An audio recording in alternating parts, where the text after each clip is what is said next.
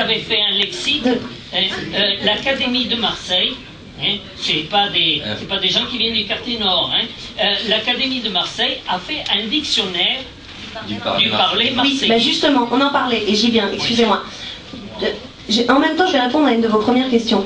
Pourquoi on n'a pas pu appeler ce livre lexique QE? Parce que nous ne sommes pas des lexicographes. Et on n'aurait pas non plus pu l'appeler dictionnaire.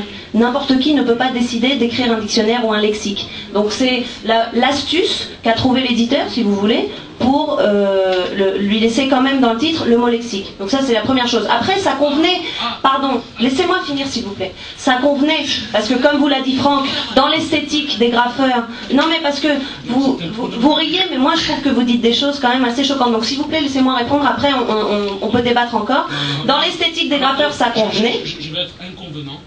Mais si c'est pour... Moi je ne l'agresse pas. Alors, mais c'est pas une question d'agresser, monsieur. Vous nous dites, mes élèves écrivent comme ça. Je suis venu poster en plus et je suis content de voir que si c'est la place. Oui, j'ai bien compris. Est-ce que vos élèves qui écrivent comme ça, comme vous dites, sont bons en maths?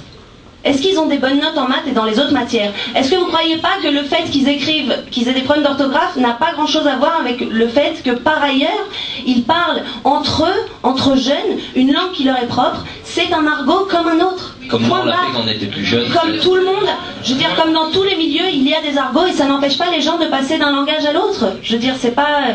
C'est un faux débat, comme disait Franck. Je suis pas né en lisant Freud, etc. Tout ce que vous êtes en train de dire, je le sais tout ça. Vous venez de dire, c'est l'éditeur, donc c'est dans le marketing. Et là, moi, voilà, mais après qu'on me dise, oui, l'argot a toujours été utilisé, oui, mais à destination d'un public qui maîtrisait déjà plus de 400 mots. Eh bien, c'est le cas. Est-ce que vous avez l'impression que ces jeunes ont du mal à s'exprimer? Est-ce que vous avez l'impression qu'ils n'ont que 400 mots dans leur vocabulaire? Si vous êtes fan de DC's, vous savez qu'il écrit avec un niveau de français qui est absolument, comment dire, digne du français académique. Franck et Cédric, vous les entendez, ils s'expriment normalement. C'est pour ça que je dis que c'est un produit marketing, parce que vous faites venir Veil, qui est un très grand linguiste aussi que je respecte. D'ici, oh là là. Alors, non, je me suis pour ça. Oui, non, mais je vous le dis, c'est pas grave. Donc, DC's, d'accord. Donc, on a un échantillon, on a l'échantillon représentatif qui permet justement de vendre le produit. D'accord. Alors là-dessus, pour vous répondre. Écoutez, ça c'est un choix qu'on avait nous. C'est un choix qu'on avait. Vous auriez pu faire pire aussi, hein, comme choix. Nous, on est peut-être pas. Non, c'est pas ça. C'est que nous, on avait un choix. Déjà, d'ici, on le connaissait depuis avant. Non, d'ici, écoute-moi. D'ici, on le connaissait depuis très longtemps avant. Déjà, on le connaissait depuis très longtemps, avant même qu'on fasse un lexique, avant même que n'importe quoi. Et ça, le fait qu'on ait mis à l'arrêt, déjà, c'était pas à l'arrêt le choix en premier. C'était Eric Orsena. Et puis, c'était très difficile de l'avoir. Bref, ce qu'on voulait, écoutez-moi, ce qu'on voulait, c'était entre guillemets le choc des cultures.